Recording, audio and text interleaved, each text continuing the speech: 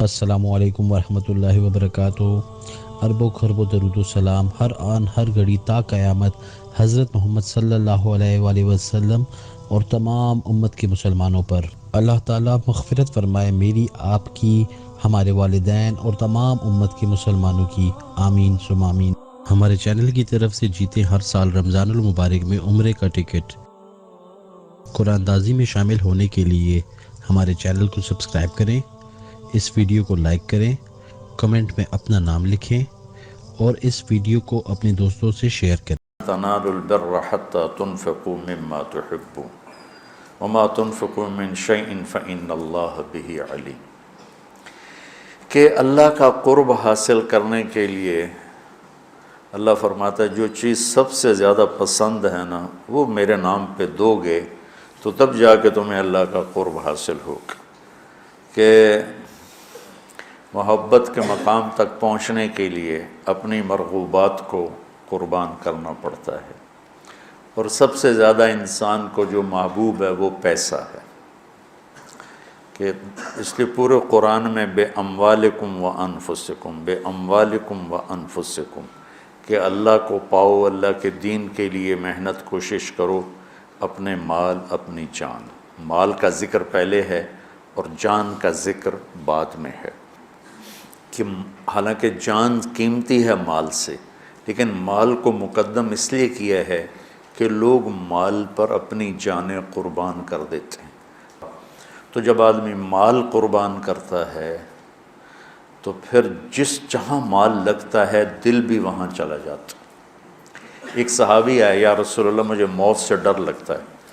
آپ نے فرمایا تیرے پاس کو پیسے ہیں؟ کہ جی ہیں۔ کہا وہ اللہ کے نام پہ خرچ کر دے، موت کا ڈر نکل جائے گا۔ کہ جہاں آدمی کا مال جاتا ہے وہیں اس کا دل بھی چلا جاتا ہے۔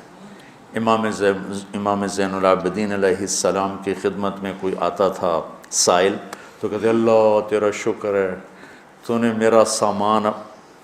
میرا سامان میرے گھر پہنچانے کے لیے سواری بھیج دی۔ سمجھو ان کی بات؟ یا اللہ تیرا شکر ہے تو نے میرا سامان میرے گھر پہنچانے کے لیے سواری بھیج دی، کہ جو میں اس کو دوں گا وہ تجھے دینا ہے، اور جو تجھے دوں گا وہ جنت میں میرے لیے جمع ہو جائے گا، اور اصل گھر ہمارا جنت ہے، دنیا نہیں ہے۔ تو کہتے تھے یا اللہ تیرا شکر ہے کہ تو نے میرے گھر کا سامان میرے گھر پہنچانے کا سامان پیدا کر دیا۔ تو بچوں اللہ سے سخاوت مانگو۔ موسیٰ علیہ السلام نے پوچھا یا اللہ تیرے ناراض ہونے کی نشانی کیا ہے؟ تو اللہ تعالیٰ نے فرمایا موسیٰ جب تو دیکھے بارش بے موسم ہے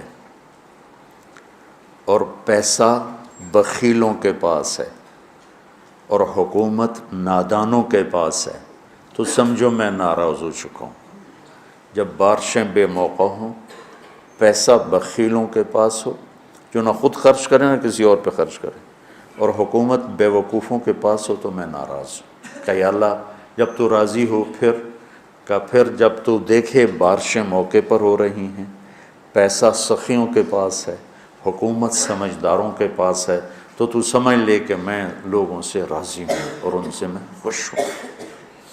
آج پیسہ بخیلوں کے پاس، سخی بہت تھوڑے ہیں جن کے پاس پیسہ، ورنہ سب بخیلوں کے پاس جو بالکل کالا سیاہ سپ بن کے اتنے بیٹھے کہ نہیں خرچ کرنا۔ اور ایک کم وقت ہوتا ہے، وہ بخیل کا بھی پیو ہوتا ہے، وہ شحیح ہوتا ہے۔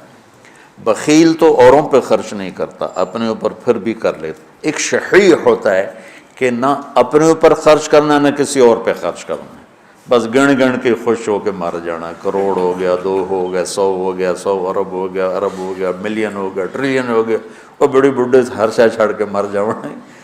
پچھلے اولاد دا پتہ نہیں نصیب ہے کہ نہیں ہے۔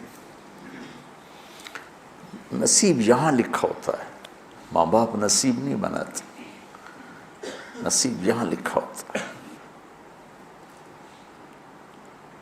تو اللہ کو بخل سے نفرت ہے اور سخاوت اللہ کو پسند ہے۔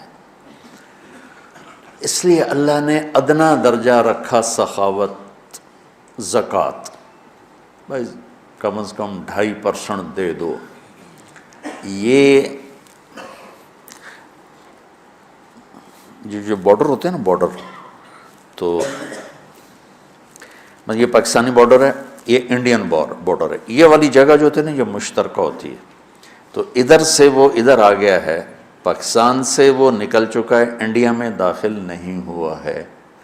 اس بیچ کا جو ٹکڑا ہوتا ہے، تو جو آدمی زکوٰۃ دیتا ہے وہ بخیلوں سے نکل آتا ہے اور سخیوں میں شامل نہیں ہوتا، ابھی وہ راستے میں ہے۔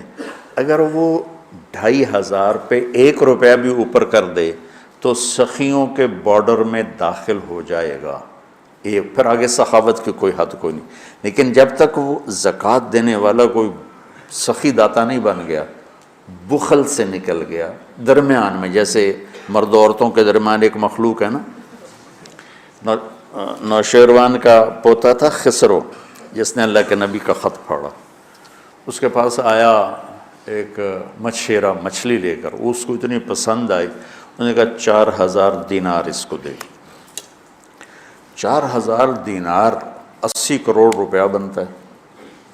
تو اس کی بیوی نے اس کے کان میں کہا، یہ کیا کیا؟ کیا کیا ہے؟ کہ ایک مچھلی پہ 4,000 دینار دے دیا ہے تو خزانہ خالی کرو گے؟ اتنی بے وقوف۔ اس کی بیوی کا نام تھا شیریں۔ انہوں نے کہا تو کیا کروں، میں تو بادشاہ ہوں، کہ اس کو واپس بلاؤ، اس سے پوچھو یہ مچھلی نر ہے یا مادہ؟ وہ کہے گا نر ہے، تم کہنا واپس لو، ہمیں مادہ چاہیے تھی، پیسے دے دو۔ وہ کہے گا مادہ ہے، تم کہنا ٹھیک ہے واپس لے لو، ہمیں نر چاہیے تھا، ہمارے پیسے ہمیں دے دو۔ ہاں یہ ٹھیک ہے۔ تو اس کو بلایا، ہاں بھائی یہ مچھلی نر ہے یا مادہ؟ کہ حضور یہ ہیجڑا ہے نا، یہ نر ہے نا مادہ۔ تو وہ بادشاہ نے کہا 4,000 اور دے دو۔ وہ تو بیگم اس کی اور غصے میں ہو گئی، لال پیلی۔ جب وہ 8,000 دینار لے کے چلا تو 1 دینار گر گیا، اس نے وہ بھی اٹھا لی۔ اس نے بیوی نے کہا دیکھو کتنا بے غیرت ہے، آپ نے اس کو اتنے پیسے دیے ہیں کہ ساری اس کی اگلی نسلیں کھائیں گی، اور ایک گرا ہے وہ بھی نہیں چھوڑا، وہ بھی اٹھا لیا ہے، یہ بہت بخیل آدمی، اس سے سارے پیسے واپس لو۔ اس نے پھر اس کو بلا لیا، کبھی ہم نے تمہیں اتنا دے دیا تھا، 1 دینار اگر گر گیا تھا تو کیا تھا، کیوں اٹھایا؟ کہ حضور اس پہ آپ کے نام کی مہر ہے، کسی کا پاؤں پڑ جاتا تو بے ادبی ہوتی، تو میں نے اٹھا لیا۔ انہوں نے کہا 4,000 اور دے دو۔ مولوی عام طور پہ فقیر لوگ ہوتے ہیں، عام طور پہ ان کے پاس ہوتا ہی نہیں کہ سخاوت کریں، لیکن سخاوت پیسے سے نہیں ہوتی، دل سے ہوتی ہے۔ اللہ سے سخاوت مانگو کہ اللہ تمہیں سخی بنائے۔ عورتوں سے بھی کہتا ہوں، مردوں سے بھی کہتا ہوں، اللہ کے نام پہ خرچ کرنے کی عادت ڈالو۔ 100 میں 20 نمازی مل جاتے ہیں، لیکن 100 زکوٰۃ والے اکٹھے کروں نا تو ایک بھی زکوٰۃ دینے والا نہیں۔ کوئی 10,000 میں ایک آدمی ملتا ہے جو زکوٰۃ دیتا ہے، ورنہ نہیں دیتے۔ دل کے دروازے بند ہیں، اور اس وقت تک کوئی اللہ کا تعلق حاصل کر نہیں سکتا جب تک اپنی محبوب چیز کو اللہ پہ قربان نہ کرے، اور وہ ہے سخاوت، اور وہ ہے پیسہ۔ اللہ تعالیٰ نے آپ نے فرمایا اللہ الاجود الاجود وانا اجود ولد آدم۔ آپ نے کہا دیکھو بھائی سب سے بڑا سخی اللہ ہے، اور پھر اللہ کے بعد سب سے بڑا سخی تمہارا نبی ہے، وانا اجود ولد آدم، میں سب سے بڑا سخی ہوں۔ اور آپ کا خاندان سخاوت میں ضرب المثل ہے، ضرب المثل۔ ایک دفعہ ایک حامی تھا بنو امیہ کا، اور ایک حامی تھا اہل بیت کا۔ دونوں نے کہا چلو بھائی مدینے میں دیکھتے ہیں کون بڑا سخی۔ بنو امیہ کا حامی کہنے لگا بنو امیہ بڑے سخی ہیں، اہل بیت کا حامی کہنے لگا اہل بیت بڑے سخی ہیں۔ اچھا چلو چل کے امتحان لیتے ہیں۔ تو بنو امیہ کا جو حامی تھا وہ گیا ایک اموی سردار کے پاس کہ غریب ہوں کچھ پیسے چاہیے، اس نے 10,000 دی تھی۔ پھر دوسرے کے پاس گیا، اس نے 10,000 دے دی۔ پھر تیسرے کے پاس، 10 سرداروں کے پاس گیا، ہر ایک نے 10,000 دے دی۔ ان کے تو نام کہیں نہیں لکھے ہوئے، یہ جو اہل بیت والا تھا یہ گیا عبداللہ بن جعفر کے پاس، ضرورت مندوں نے 1 لاکھ دے دیا۔ پھر گیا عبید اللہ بن عباس کے بعد، انہوں نے 1 لاکھ دے دیا۔ پھر گیا وہ حسنین میں سے کسی ایک بھائی کے پاس، جب بڑے یا چھوٹے، انہوں نے 1 لاکھ دے دیا۔ جب دونوں اکٹھے ہوئے تو یہ 3 لاکھ لایا، وہ 1 لاکھ، وہ 1 لاکھ 10 سے لے کر آیا، یہ 3 لاکھ 3 سے لے کر آیا۔ تو پھر وہ کہنے لگا ہاں بھئی اہل بیت بڑے سخی ہیں، چلو واپس کرتے ہیں۔ تو وہ جو اموی خاندان سے عقیدت رکھتا تھا اس نے جا کر کہا جی ہم تو ایسے ہی ضرورت مند نہیں تھے، ویسے ہی ہم ایک امتحان لے رہے تھے، تو آپ برائے مہربانی اپنے پیسے واپس لے لیں۔ انہوں نے کہا ٹھیک ہے، 10 کے 10 نے پیسے واپس لے لیے۔ اب یہ گیا اہل بیت والا عبداللہ بن جعفر کے پاس، پھر عبید اللہ بن عباس کے پاس، یہ حسنین میں سے کسی ایک کے پاس۔ تو تینوں نے فرمایا کہ اہل بیت کے گھر سے جب کوئی چیز نکل جاتی ہے تو واپس نہیں آتی، جاؤ تمہیں ہدیہ ہے، تمہیں ہدیہ۔ اللہ اعلم حیث یجعل رسالتہ، اللہ کو پتہ ہے کہ اس نے رسالت کہاں رکھنی ہے اور کہاں سے چننی ہے۔ اللہ کو سخی بن کے دکھاؤ۔ بخیل سے اللہ دوستی نہیں لگاتا اور سخی سے اللہ دوستی نہیں توڑتا، چاہے وہ فاسق ہی کیوں نہ ہو۔ اور شیطان کہتا ہے مجھے بخیل سے کوئی ڈر نہیں ہے، چاہے تو راتوں کو تہجد پڑھے، دن میں روزے رکھے، کہ اس کا بخل ایک دن اسے جہنم میں لے جائے گا۔ اور سخی سے ہر وقت ڈرتا رہتا ہوں کہ پتہ نہیں کب اس کی سخاوت اس کو جنت میں پہنچا۔